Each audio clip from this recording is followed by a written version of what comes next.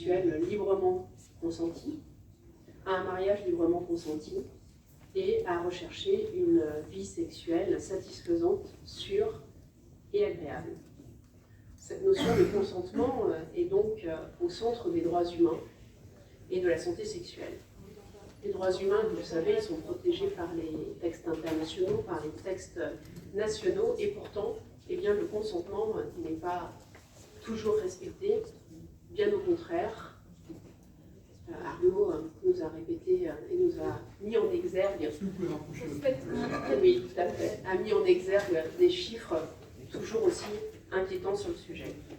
Donc le respect des droits sexuels est au cœur de nos engagements et nos actions au sein de la chaire, qu'elles soient éducatives, mais aussi au regard de nos engagements en termes de plaidoyer.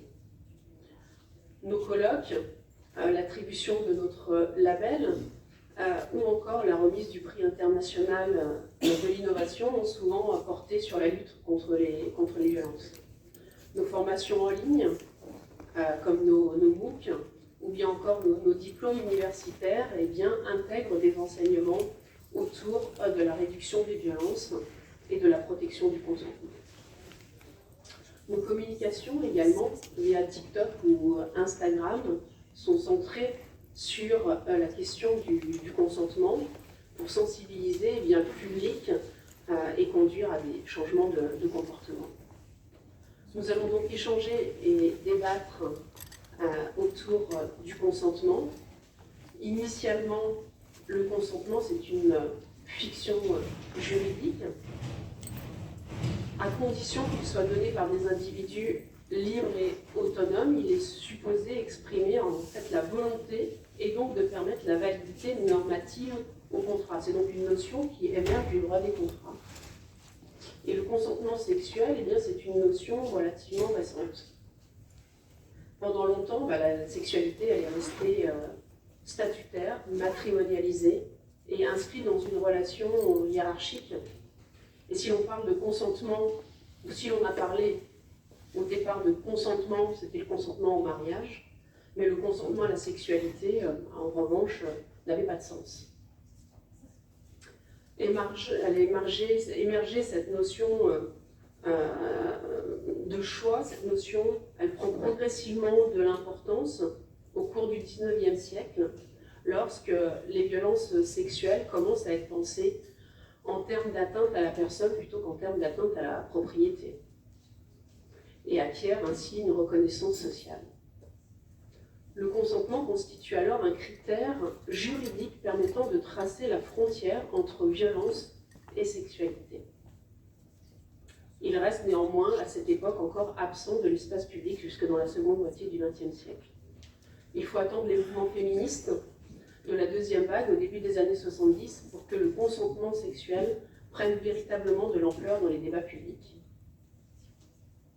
De concept féministe, il va ensuite se transformer à partir de la fin des années 90 en principe éthique de la bonne, de la mauvaise sexualité, mais perd un peu de visibilité dans l'espace public.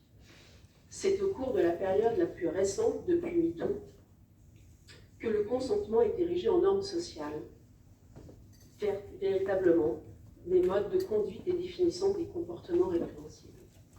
Aussi, il suscite aujourd'hui, c'est pour ça que nous sommes là, de nombreux débats qui s'exercent autour de la sexualité consentie avec un fort contrôle social. Au fil des années, la notion s'est donc progressivement autonomisée du champ juridique en pénétrant dans de nouveaux espaces sociaux via un processus de politisation, de normalisation et de démocratisation, jusqu'à devenir une catégorie ordinaire mobilisée dans le langage courant. Sur le versant légal, le code pénal est muet sur la question du consentement. La construction du texte d'incrimination implique toutefois qu'il préexiste, son existence n'étant remise en cause que par la présence de violences, contraintes, menaces ou surprises. Cette notion est aussi souvent bien évidemment interrogée au regard des mineurs. Existe-t-il un âge pour consentir à des relations sexuelles? Qu'en est-il des relations entre un mineur et un majeur? Comment s'assurer du consentement d'une personne dite vulnérable?